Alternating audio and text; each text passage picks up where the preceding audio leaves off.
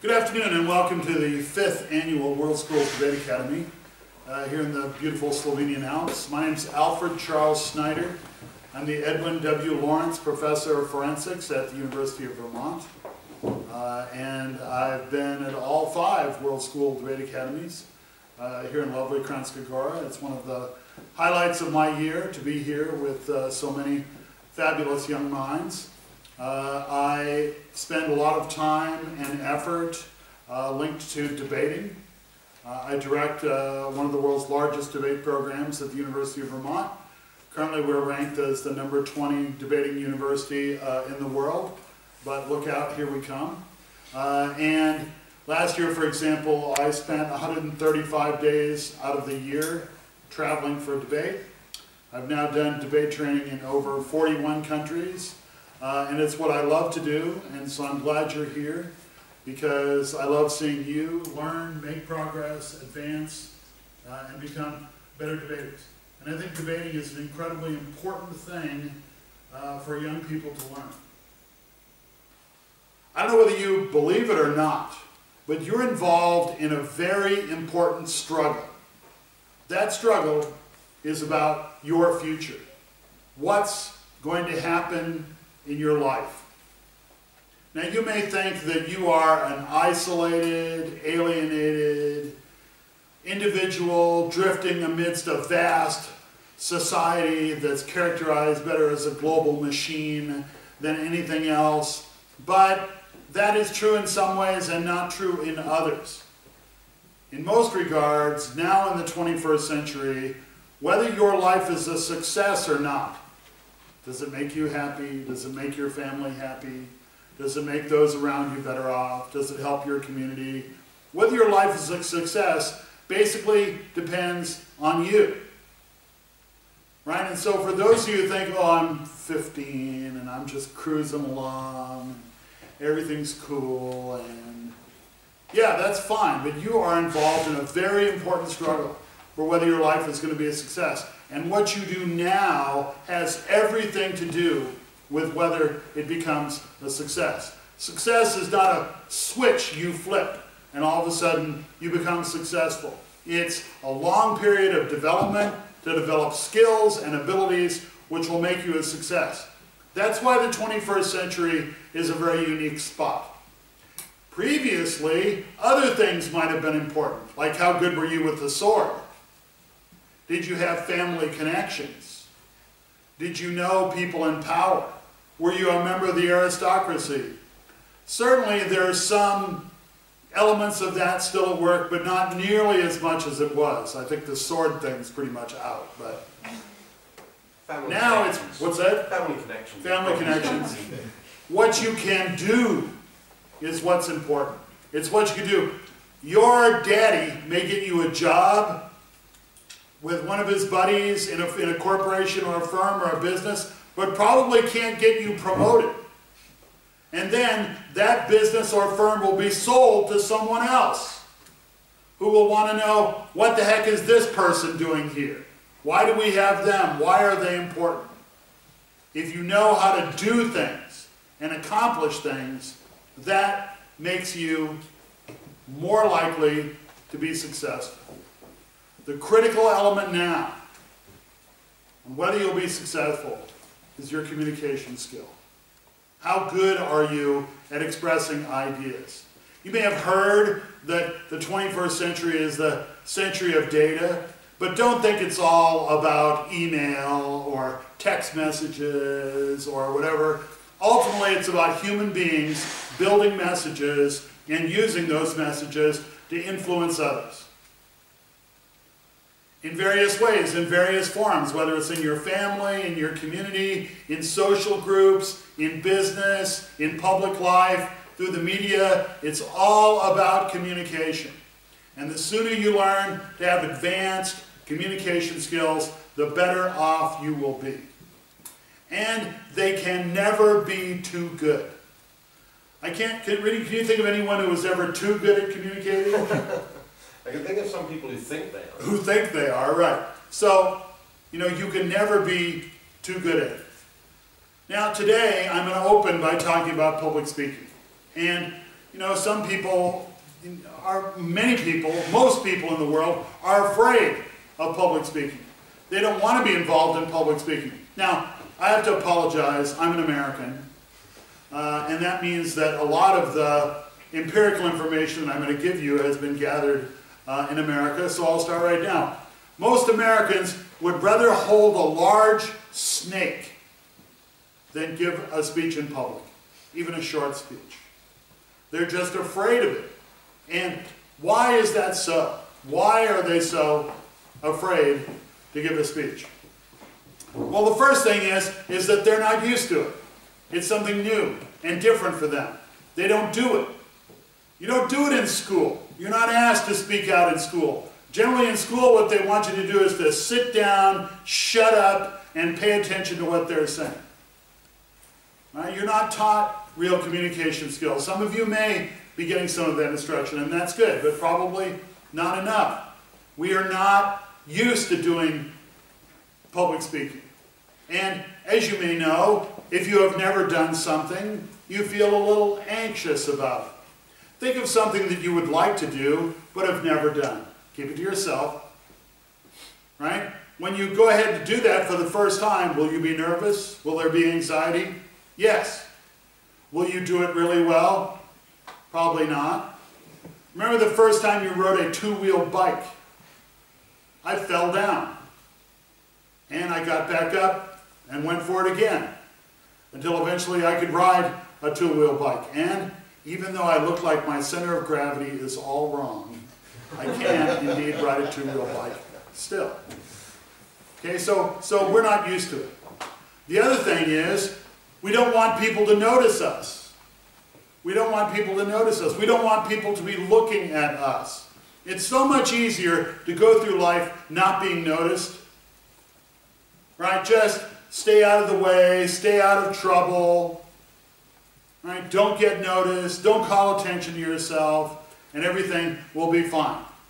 This has many interesting manifestations. I've seen this over and over again in my student debaters. They don't want people to know, for example, that they're smart. Because if people know you're smart, then they will expect a lot of things from you. They'll expect you to know the answer. They'll expect you to be competent. They'll expect you to do a lot of different things. Whereas if you're just like, yeah, I'm just me. It's easy. It's easy to be dumb. It's easy to be quiet. It's easy to not be noticed. But don't worry. There's a future for you working in the fast food industry.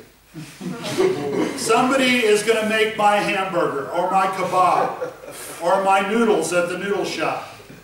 Right? There'll be plenty of opportunity there for you. Is that the kind of future you want?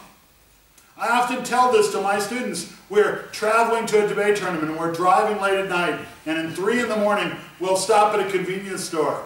And there's someone at the cash register in that convenience store as everyone's buying a drink or some chips or other kind of junk food that's horrible for their health. You know, that person's like kind of drooling. And I'll go out, we'll go out to the van and I'll say, see that person? That's what it's all about. You don't want to become them. You don't want to be sitting at a convenience store cash register at 3 in the morning. You don't want that to be your future. And the way you get that future is by just going along and not being noticed. Fear of criticism. Well, if I stand up and get noticed, people might criticize me. They might disagree with my ideas. I'm fearful of disagreement. There are also little psychological things that are operating with you as young people. You know, in the teenage years, acceptance by your peers is very important to you. Are my peers accepting me? Well, if I stand up and get noticed, and then people may or may not like me. Right? And some people, when you get noticed, may be jealous that you're getting noticed and they're not. Or whatever. But it's not about whether they're going to like you right now. You're in a desperate struggle for your future, right? And that's what it's all about. The future gets created step by step, moment by moment. Now, I want to talk about some more practical ways in which communication skills are important to you. Let's talk about getting a job. All right, you want a job, not the cashier. A real career. What kind of career would you like? Well, I think it's pretty clear. You would like to make enough money to support your family and yourself. If you think that the answer is to make lots and lots of money, tons of money, millions and billions of whatever, right? Millions of dollars or billions of rupees. You know, that's not going to make you happy. Right? Why is it that suicide rates are higher amongst the wealthy? Because money's not making them happy. Right? Sure, you want a good job to make money so that you can live and you can support people, your family. Those who are important to you, perhaps your parents. But that's just part of it. What else about a job? You want to do something that you like. You want to be able to do something that you like, that you enjoy. What is going on if you're spending 40 to 50 hours a week doing something you really dislike? I call that part-time slavery. Doing something you don't like. What kind of a bargain is it if I'm being well paid for part-time slavery? Something I don't like? You need to do something that you enjoy. What is it that you enjoy? One of the most important questions that you can ask yourself. What kind of work can I do that I will feel fulfills me and that I will enjoy? What will it involve? Right? In my own part, I took a self-assessment. I don't want to do the same thing all the time. I don't take orders well. Low level of immediate supervision. I like working with people and ideas. I like variety. I don't like the same hours all the time. I don't mind working hard, but I don't want to work from 8:30 till 4:30, 5 days a week, 50 weeks a year. You know, I want to have flexibility. That's what I thought would make me happy about my job. You need to make that kind of assessment. Career planning is not about, will my mama like it? Oh, your mother's very important and you should always respect her and all that stuff. But really, it's about making you happy. And you know what? When you're happy, I predict your mama will be happy as well. Right? And the other thing about what kind of future you're going to have has to do with the overall societal nature of the work you're doing. Oh, I enjoy my well-paying job creating weapons that kill civilians. Wow, fabulous. Ask yourself, what's the broader implication of your work? As I tell my students, are you serving the death machine? And the death machine is out there. Right? From the military-industrial complex to the chemical plant at Bhopal. Right? The death machine is out there. Are you working for it? Are you serving it? If you can meet those three criteria, doing something you like, doing something that pays you enough to live, and doing something that you think is socially productive, then you do stand a chance of being happy with the life that you create for yourself. Now, career important. What does communication have to do with that? Okay, in a survey of corporate hiring officials, these are personnel officers, they were asked, what's the most important thing you look for hiring someone for an administrative position? Not a factory line, not a call center or something, although communication skills help in call centers too. I need to tell the person I was talking to about my lost luggage about that yesterday. But they say the most important thing they look for are oral communication skills. Now, that's from the United States, but I think that's generally true across the developed world. Right? Oral communication skills. What's the number one thing they say that job applicants don't have? oral communication skills are what they don't have. And when asked, what's the #1 factor that's going to get this person promoted into a higher position, their answer is the same: oral communication skills. Not surprising, people don't practice it, they don't really have it, but it's important. Right? So these are very important things to think about for your jobs and for your career. You need to be able to speak effectively, to get your message across, and to persuade people that your ideas are worthwhile. Whether they're about a political platform or a commercial proposal or any number, or how your children should behave when they start dating. Right? These are very important persuasive situations. You need to have those kinds of skills. But wait, don't I need computer skills? Right, sure. When asked what's the most important thing you look for in hiring someone, computer skills were number 14, not number 1.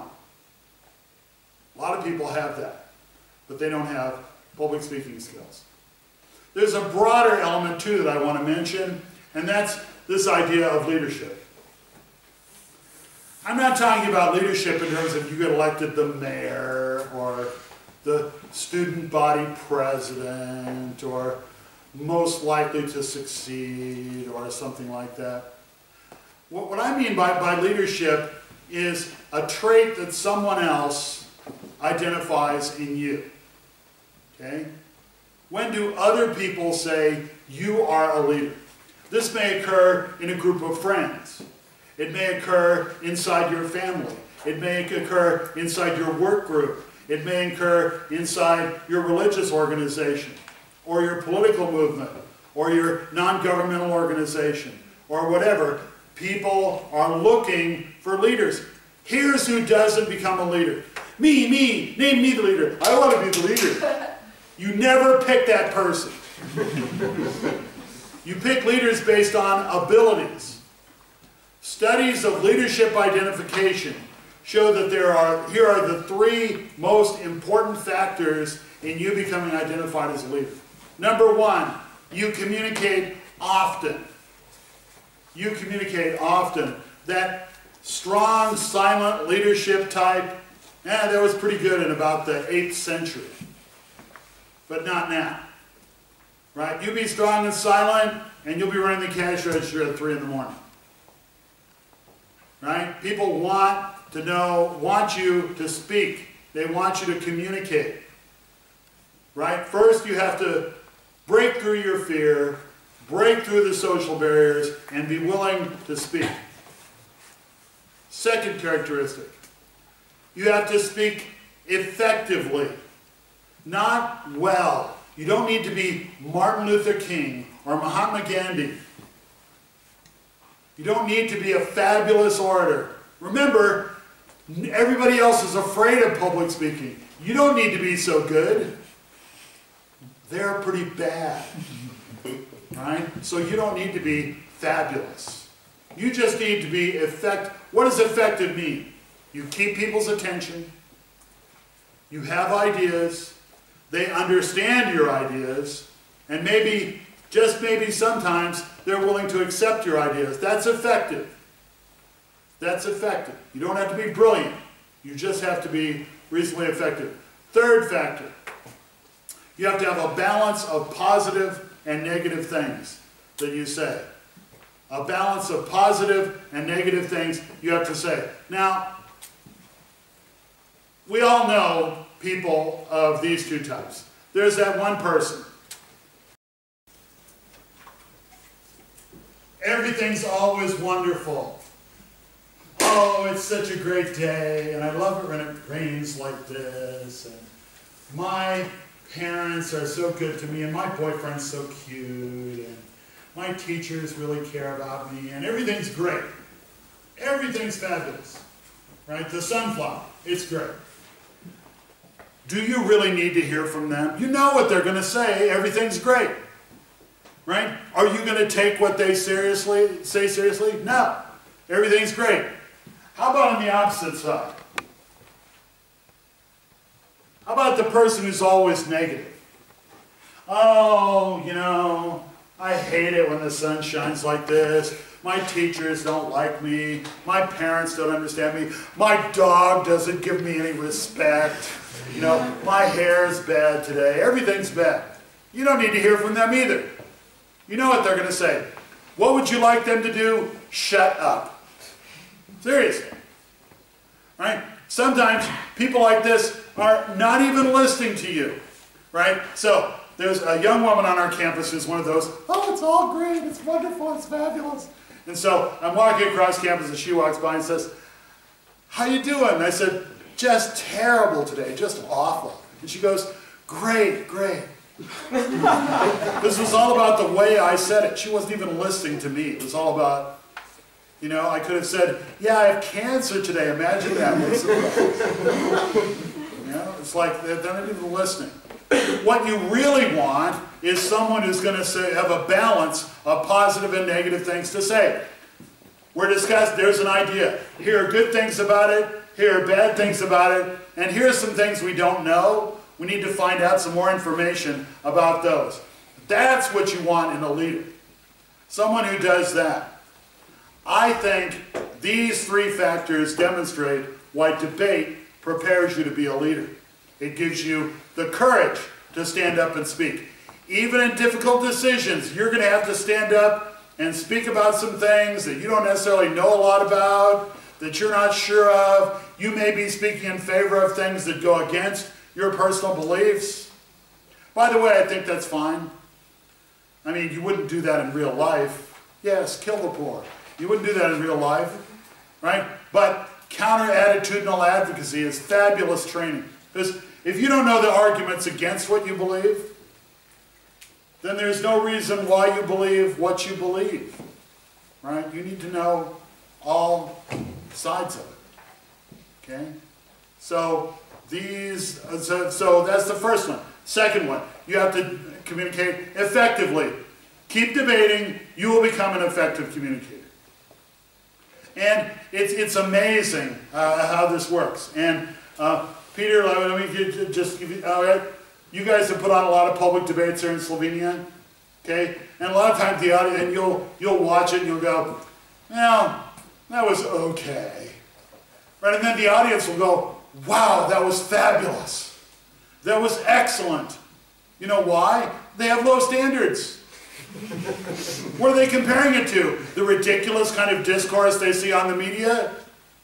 I like nuclear power. Well, I don't. Well, you're ugly and evil. I mean, where's that going? You know, and are people really going to stop and listen to a nuanced discussion of energy sources? Not necessarily. Okay? So, you know, people are amazed. You'll stand up and speak, and people will go, wow. I think we just found our new leader. And you'll think, well, it wasn't that good. You don't have to be that good because they're bad. And if they can't compete with you, you don't have to be excellent. You just have to be better than them. That's reality. To win the debate tournament, all you have to do is to be better than everybody else who showed up. Or not even better, perform better at that moment in time than them to win. To sell your business proposal, do you have to be, you know, the greatest business commercial genius ever? No, you just have to be better than the competition and good enough to impress someone who's listening. And the third thing debate teaches you is how to discover the issues. How to discover the issues. What are the reasons for this? What are the reasons against this? What are the relative strengths for these different ideas? And if, you know, we have to choose between losing jobs or chopping down the rainforest that'll never come back, how do we do that? Right? You're able to weigh positives and negatives to come up with a real decision. Debate teaches you all of these things which are extremely sophisticated. Now, you don't learn that once. You don't debate once and then, boom, you're all set. Repetition is the secret to developing these abilities. Repetition. You have to keep on doing it over and over again. I think this is a major reason why our education system is failing, because it doesn't have you do. It teaches you about things, and you memorize data, and you take the test, and then you can't really do it. You can't turn it into behavior. And success is all about taking ideas and turning them into behavior. Okay, so you need to do debate over and over again. Every time you get better. Every time. You may not even notice it. But don't be afraid early in your debate career to videotape yourself and then watch yourself a year later. You'll be amazed at how different. Is that the same person? Right? Okay, for fundraising for my debate team, I'll videotape them the first time that they debate and then show it to them just before they graduate and say, you know, for some money, maybe I could destroy this tape. And no one will say, no, I don't do that. So repetition, you have to keep doing over and over again. That's why this program is based around giving you some information and some ideas and then having you do them. And then giving you feedback and have you do it again and again as you repeat over and over again. I'm going to talk about some very specific things about public speaking in a moment. And I expect you to do those in the first debate and the second debate and the third debate and on through the program. And get better and better as time goes on. It's not a one-time. You know how that is in school. You cram for the exam, you take the exam, you get a B+ or an 86, and then you forget about it. I don't need it anymore. This stuff is not like that. Okay? All right. Now let's talk about some of the realities of public speaking situation. One of the big realities is your audience. Your audience. They're not likely to pay attention to you. Now, it's not their fault. Right? You have to help them. But they're not necessarily going to pay attention to you just because you're speaking. Are you familiar with situations where people are speaking and you're not really listening? Ever been in class and, you know, the teacher's talking and you may nod your head yes now and then? Or how about make believe like you're taking notes but you're not really taking notes? Right? Or you know, your father's railing on about something and you're like, oh yeah, right. But you're really thinking about that special someone and the weekend or whatever. This happens all the time. People tune out. Your speech has to be more interesting than their daydreams. Your speech has to be, and people have some pretty good daydreams, right? Your speech has to be more interesting than that. Now, I think that it's worse now than it's ever been. People have lower attention spans than they used to because of, you know, they're barraged by messages all the time. Do you pay attention to all the advertisements you see on TV? No.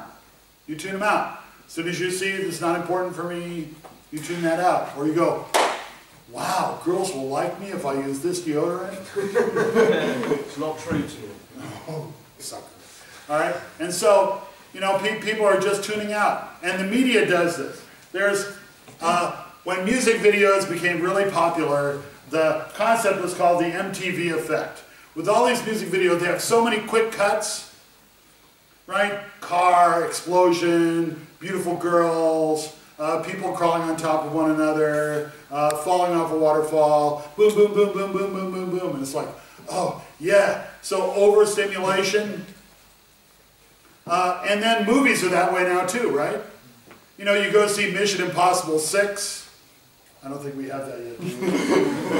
Good. Good, good, good. So, you know, it's boom, boom, boom, one thing after another, crashing helicopter explosions, screaming people, wild chimpanzees, you know, it's like, so much stuff's happening, it's hard for the pay attention. And then there's the remote control. Watching TV, don't like that program, change the station.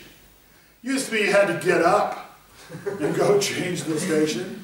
So you didn't change it as much. But now that you change the station all the time, as soon as it's not interesting, you change the station.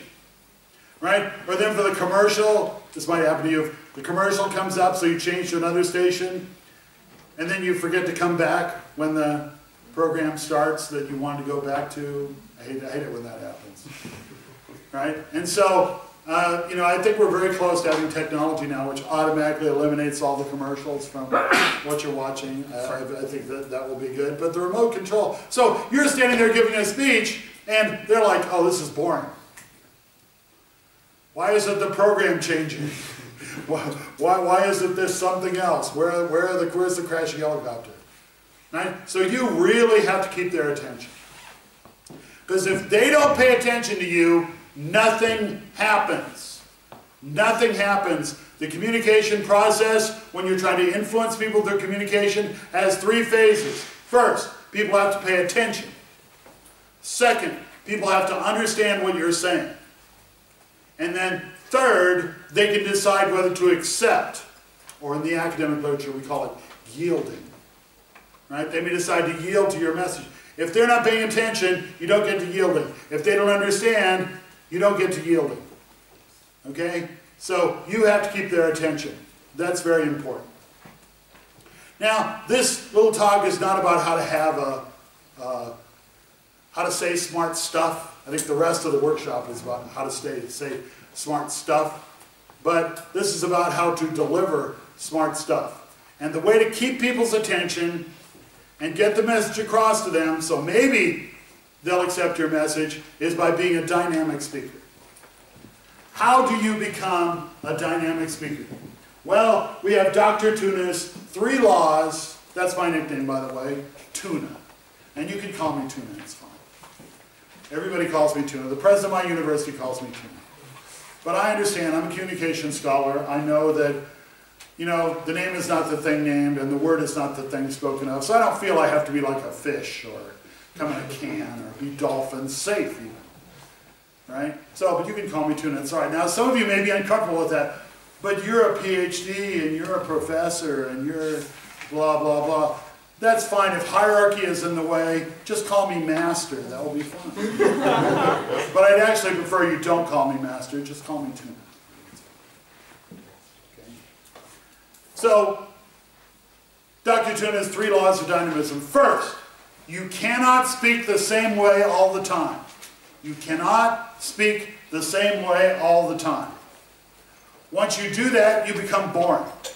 If you have one hand gesture, and this is your one hand gesture, and you keep that up for a few minutes, here's what will happen. The audience will ask the dreaded question, the question you never want anyone to ask while you're speaking, and that question is, what's wrong with him? Why is he doing that? Now they're no longer listening to your message, they're psychoanalyzing your shortcomings and why you're so strange.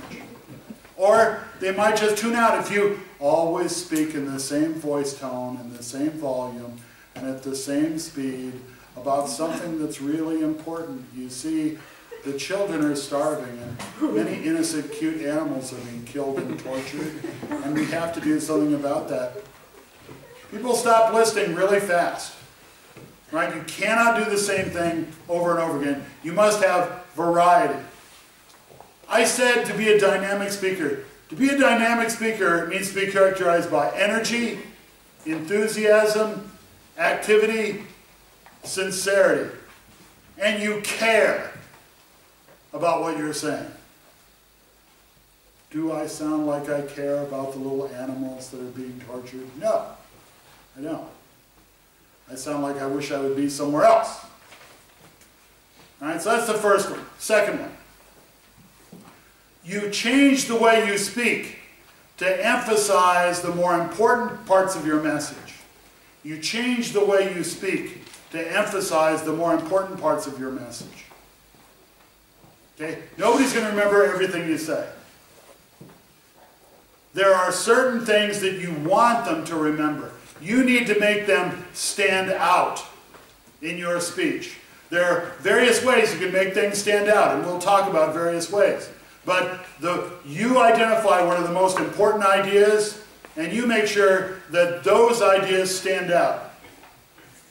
Sometimes I describe it not so flatteringly as, if you have a main idea, you need to slap the judge across the face with a dead fish. You know, this is the idea. Got that? Yeah, I got that. You're not really doing that, but you know, you have to get it across to them.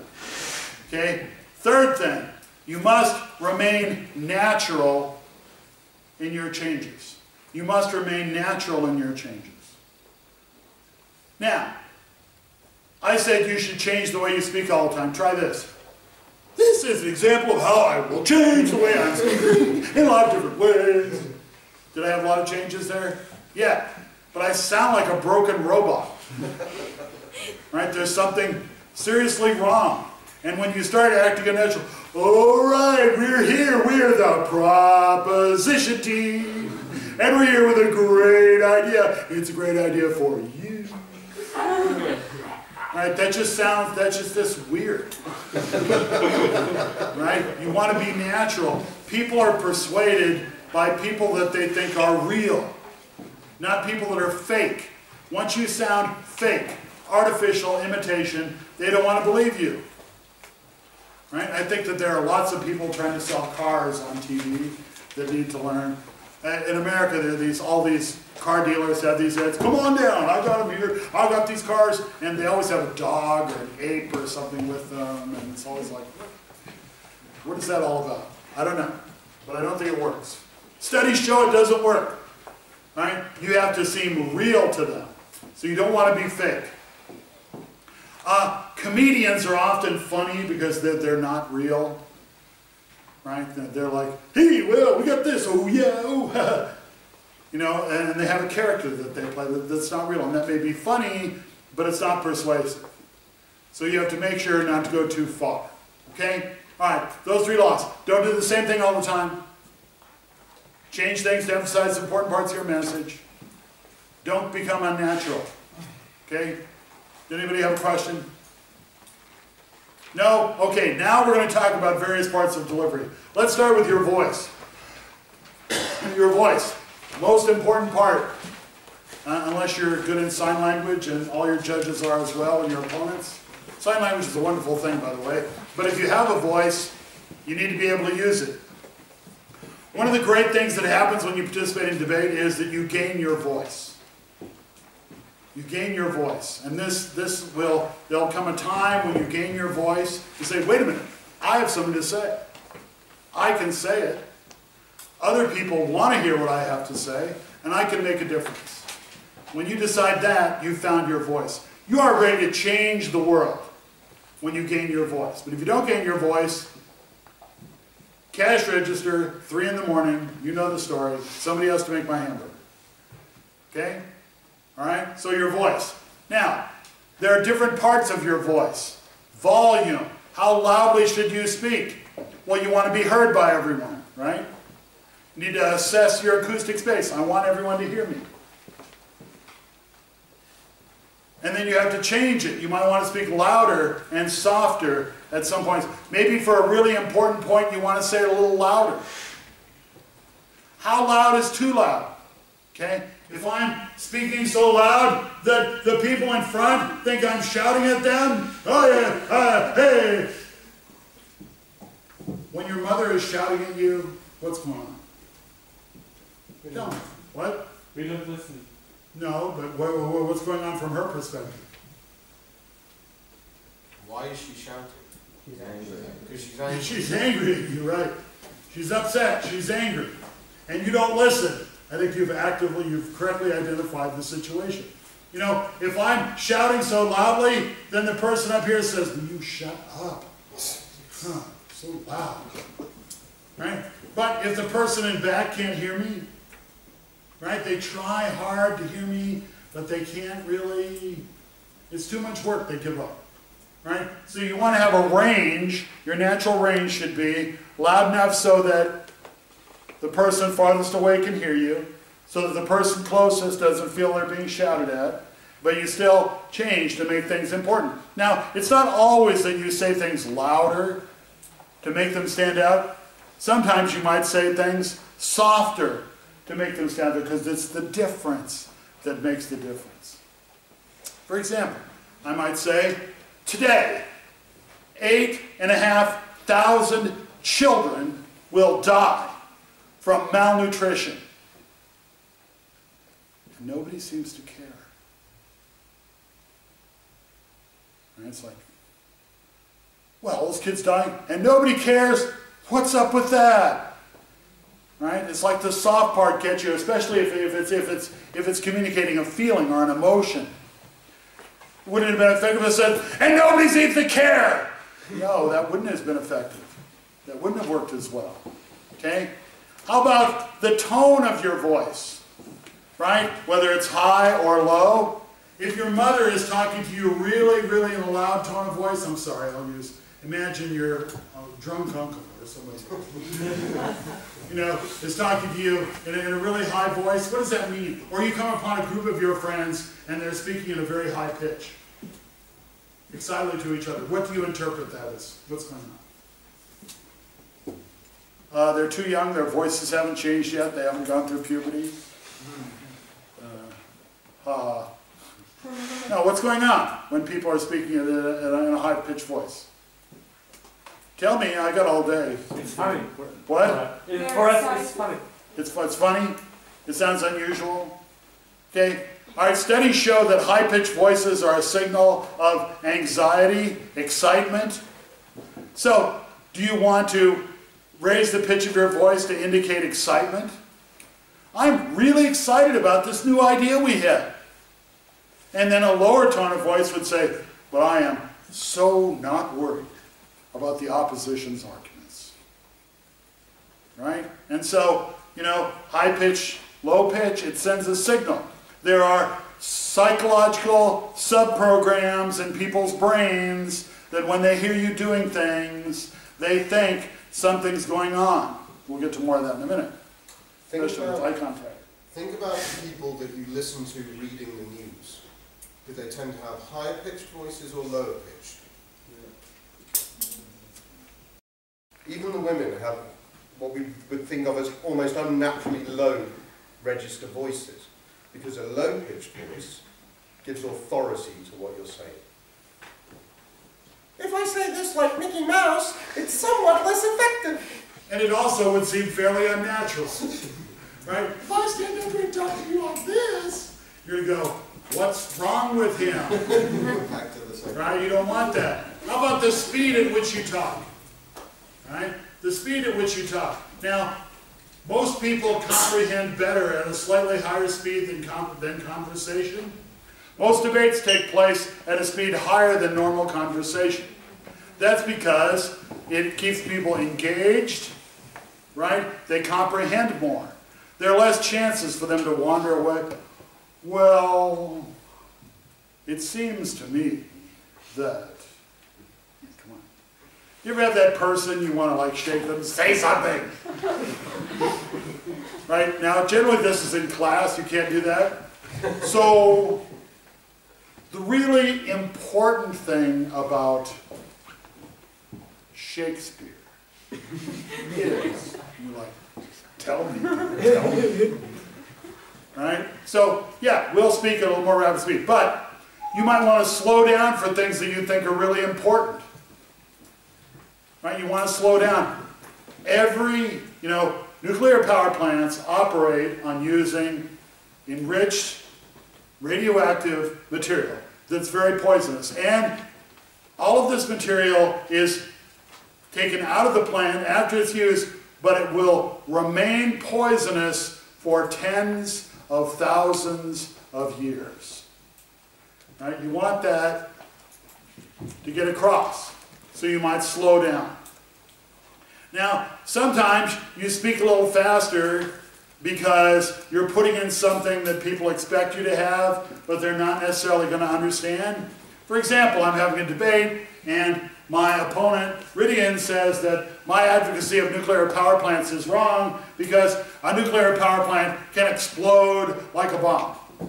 Not really true, but it can do a lot of other nasty things. I lie a lot about And so I might answer that by saying, my opponents say that nuclear power plants can explode like a bomb. I don't think that's true. You see, every nuclear power plant is equipped with a special device called the emergency core cooling system. This is an intricate set of pipes that go throughout the plant. They're filled with super cool liquid, usually liquid nitrogen, that is circulated through the plant, so when it overheats, it cools it down and makes sure that it won't explode like a bomb. Right? What do I want them to remember? There's a device that makes it won't explode. I don't expect them to remember the liquid nitrogen part and the intricate pipes and everything else. I just want them to get this, that it answers his argument. So, tuna, why do we have to say that at all? Why couldn't I just say, Ridian says nuclear power plants will explode like a bomb. Nah, there's a device that prevents that. You're not going to believe me. You need some kind of explanation. You may not remember the explanation. Is, yeah, he had an explanation. There's some device that stops that. See, so think about how important your messages are in using your voice. Volume, tone, speed. Next, go. All the variations that Tuna's just talked about are analogous to the way you format text in a word processing document. You put some things in bold, or you underline some things, or you put some things in italics to draw the reader's attention to them. They're little notes, if you like, to say, this is the really important stuff. This is the bit where I want you to focus your attention. Just like with anything, if you put everything in bold, nothing's highlighted. If you put everything in bold italics, question is, what's wrong with this person? Okay? So if you overdo it, or you try and stress too many things, you lose the power and you lose the effect. Now let's do hands. Right? We talk about being a dynamic speaker means you need to be characterized by energy, enthusiasm, and action. And one of the ways you show that is by using your hands. There are lots of hand gestures. There's one-handed gestures. There's two-handed gestures. There are open-handed gestures, closed-handed gestures, gestures up, gestures to the side. Right? All kinds of different gestures. Okay? What are the rules? First, don't do the same thing all the time. Don't do the same thing. Don't have one, you know, my debate partner in college had this was his gesture. He was a great debater, fabulous, but his gestures were bad. And I told him, I said, your gestures, you know, I don't like. Now, my debate partner was a very proud and well-educated black Muslim. And so he said, listen, white boy, I'll speak however I want. I was like, okay, we're winning, I don't want. Right? But, you know, don't do the same thing all the time or you'll get, get that question. Okay? You want to do gestures that emphasize what you're saying.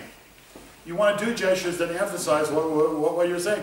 Sometimes you don't want to be waving your hands. Don't be waving your hands all the time. You look like you're trying to fly. Or like one of those inflatable things they have on parking lots to sell cars, you know? Yep, and so you want to make things stand out. So we might say, all of you would benefit from, right? And this is a gesture indicating all of you. Right? And if I'm determined to do something, I might have a closed fist. I think there are some gestures that you never use. Shaking your finger. Who shakes your finger at you? And are they happy with you or mad at you? Yeah. You don't want that relationship with that. Listen up, you bet. Oh yeah, well, switch the channel. Right? You don't want that. You don't touch your face or your body. You don't play with coins in your pocket. Because they don't look like coins. Right, and you know, that's from The Hobbit, right? What's it got in its pockets is. You don't want them asking that question. You don't want to be doing distracting things or unnatural. You don't want to have unnatural gestures. How about this one? The important thing I want you to remember. What's that about? What is that? I'm not sure how that works. What does that mean? And you don't want to have gestures that send the wrong signal. We need to lower prices. We need to accept this kind of idea. Right? We need to realize that they're evil. Right? I mean, you don't want to send gestures that have the... Now, but you don't want to do the hula. Okay, the hula is a Polynesian dance where you tell a story with your hands. Right? And I'll now do a little hula. Right? So, the moon rises over the ocean. Right? You don't want to say, I have an idea that I want to share with you. This is a game called charades. Right? You don't want that to be public speaking, because once you try to act out everything with your hands, the audience will ask, What's wrong with them? very good. You guys, you're starting this good. They're getting better. They're trainable, I think. Also, don't do anything that looks like it could be a different type of action. Okay, there's a friend of mine, Alan. He's a brilliant, brilliant mind, PhD at Stanford at the moment. And when he debates, he does this. This is his standard gesture. And everybody's looking for the invisible basketball. Because it's just constant. And any gesture that you do that people can think, there should be, I want to just put an object in there. Don't do that. It's distracting. And once people start to focus on your gesture, they're no longer listening to your words. Okay, now, you have a gestural vocabulary. You have one now. When you are in conversations with your friends, you will use hand gestures, but usually they will be less dramatic and at a lower level.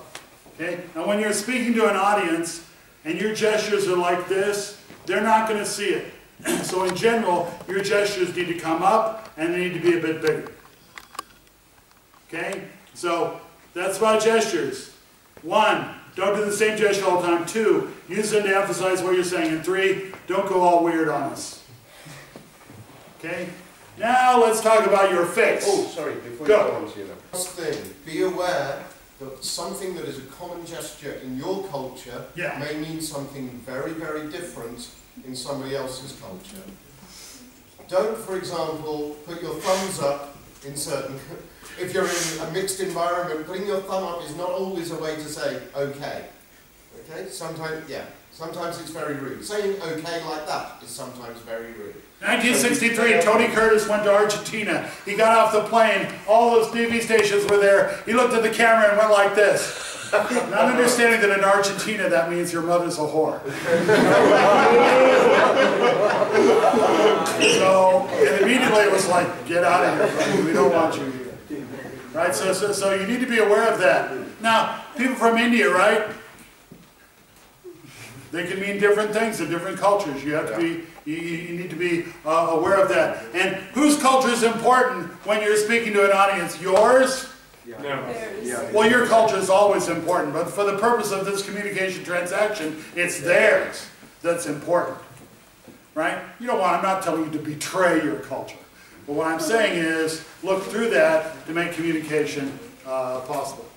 Okay, your face. Now, your face is a very expressive thing. Your face is capable of making over 250,000 different facial expressions. Now, I don't have time to discuss them all. Okay, but the big thing you want to do is you want to make sure that your face is not sending the opposite message of your voice. Okay, now let's talk about the guy who ran against Barack Obama in 2008, John McCain. He has this thing of smiling at the end of everything he says. So he says, yes, and those waters will be poisoned for thousands of years, destroying all life. He's like, so, what's up with that? Right? Or he would describe terrible things and then smile, and describe good things and smile. He was always smiling at the end. And it just doesn't make sense. Children are dying in great pain and the little animals are suffering and squealing. Or instead of saying, I'm so happy that I was accepted at the school of my choice. You don't look happy. Make your face show what's going on. I'm not going to tell you to. Just be aware of that. Don't send a conflicting message. Now, the real thing I want to talk about your face is your eyes.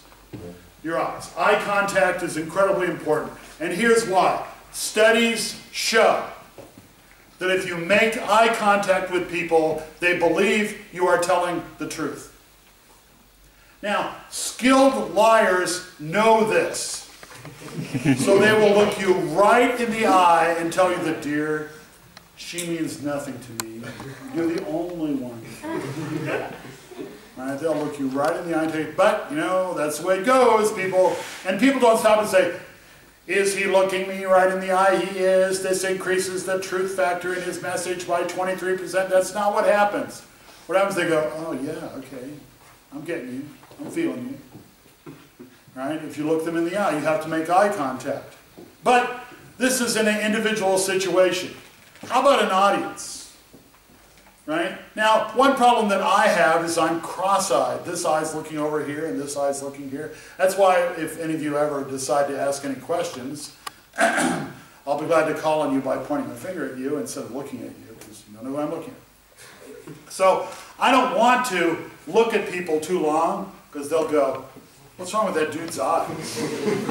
What's he? So I will quickly make eye contact with members of the audience, and I think that's fine. But you don't want to be too much, right? Even if your eyes are fine, you don't want to be like.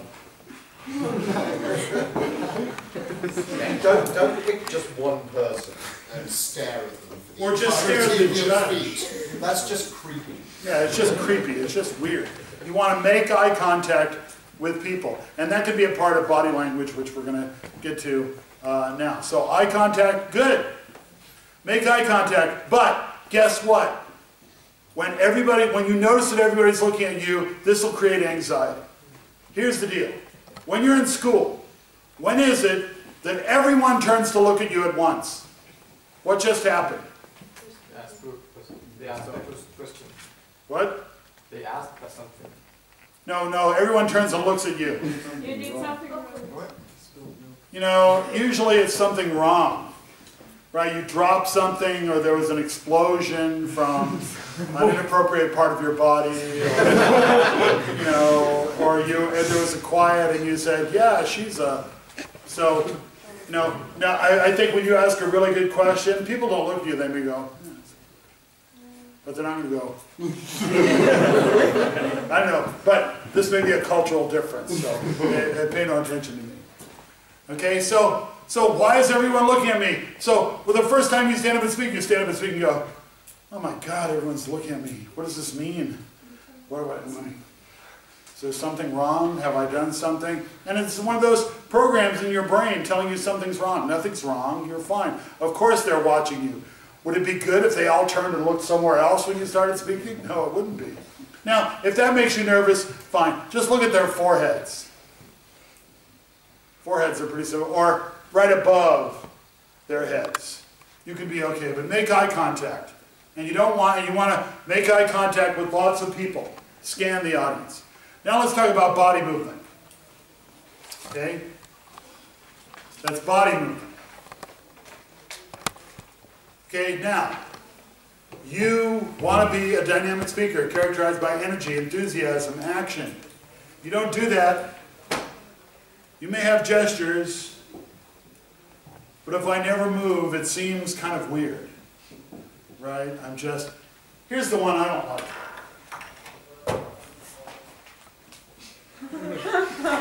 Yeah. Right? Like, oh my God, if I don't hold on to this, it's going to fly away.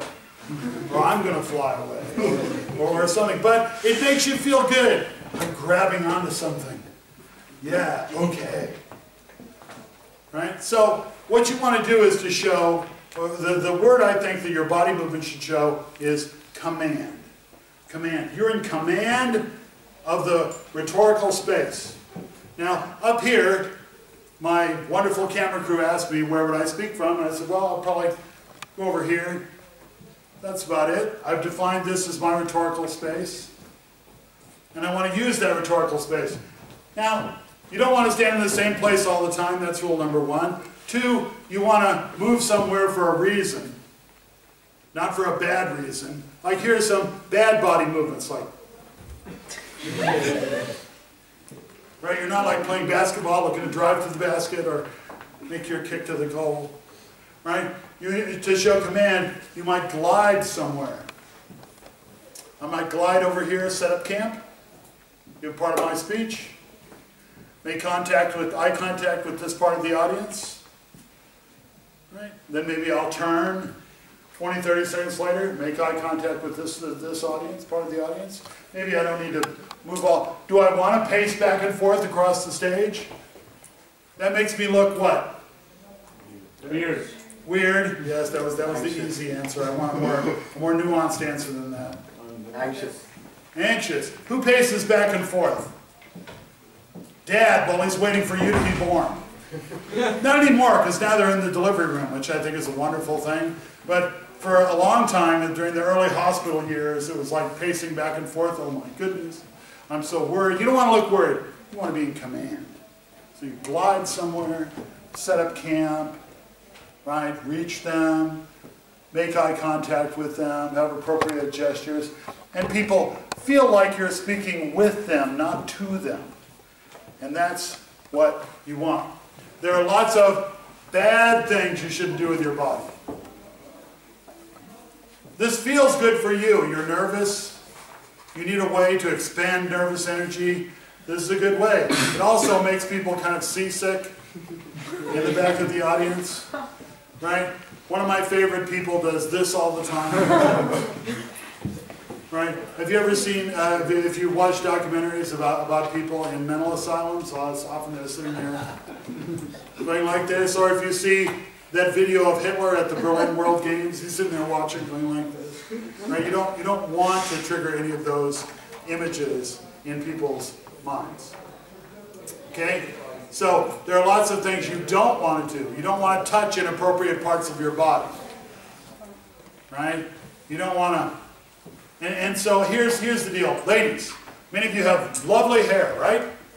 So there's this thing of flipping your hair or getting it out of your face or whatever. Studies show audiences think this means you are not very smart. You don't want that. You are so smart. My sisters are so smart. Right? Men, if you don't listen to the advice that women have, you are an idiot. Right? You're an idiot. In fact, nothing meaningful is ever discussed well until my sisters' voices have been heard. Right? My sisters, if you're quiet because all the guys are taking up the airspace, okay, fine. You're letting them march off to oblivion and making big mistakes. You need to speak up and be heard. And they need to listen to you. Right? And in debating, sometimes the male, aggression juices can sort of turn off ladies. You don't need to be aggressive. You need to be assertive. What does that mean? That means you're sure of yourself. You have something to say. See this? This is an assertive body pose. I got something important to say. Hands on hips. Ready for action. I got something important to say. Right? Be assertive. Right? That's so much around my little gender wrap. There's more of that to come up later. I think I'm going to do an elective on that for what persuasion studies show about how you should communicate for most influence.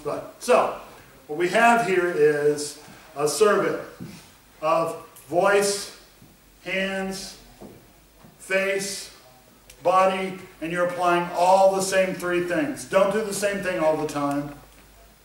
Change for emphasis, the important part of your message.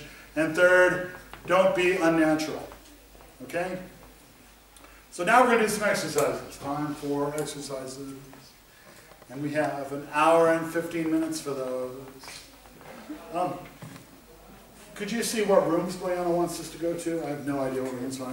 Okay. So we're going to break up into 5 different groups. I'm going to assign you a group. And you're going to go, by the way, that completes this lecture. Okay?